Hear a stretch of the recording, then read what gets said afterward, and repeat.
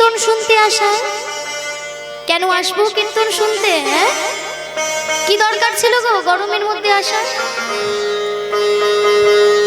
কিছুদিন আগের কথা বলছি, কিছুদিন আগে এই সামনে আরেকটা কীর্তন পড়ে গেছে।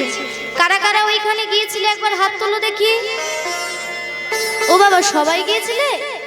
তাহলে তো সবাই আমাকে চেনো, চেনো তো?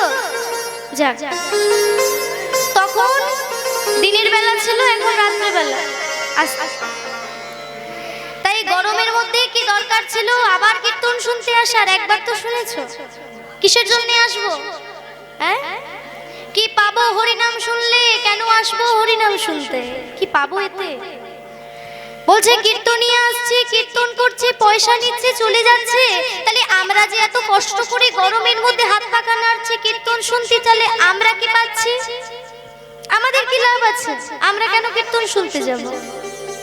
এখানে হচ্ছে বিশাল বড় একটি প্রশ্ন, যে আমরা কীর্তন শুনতে গেলে কি পাবো, কেন কীর্তন শুনবো?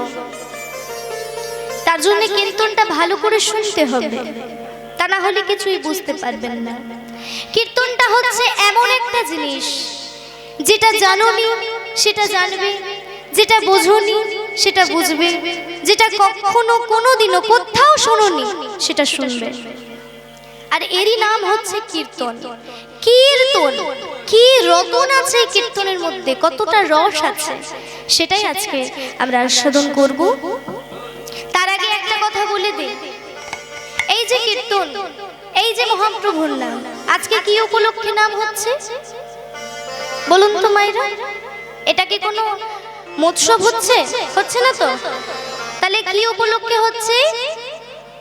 গঙ্গা মায়ের পুজো উপলক্ষে কীর্তন হচ্ছে। তাহলে এখানে প্রশ্ন হচ্ছে যে আমরা শুধু এটা জানি যে বিভিন্ন বড় বড় মৎসবে 16 প্রহর, 32 প্রহর, 24 প্রহর হরিনাম হয়, সেইখানে প্রত্যেক দিন নাম হয়, নামযজ্ঞ হয়, সেইখানে হরিনাম হয়। তাহলে গঙ্গা পুজো উপলক্ষে আজকে এই হরিনামের ব্যবস্থা কেন?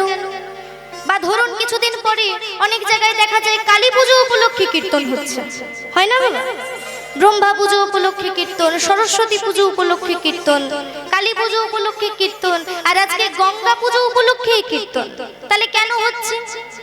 কি দরকার এখানে হরিনাম করার? অন্য কিছু তো ঘটতে পারত, তাই না?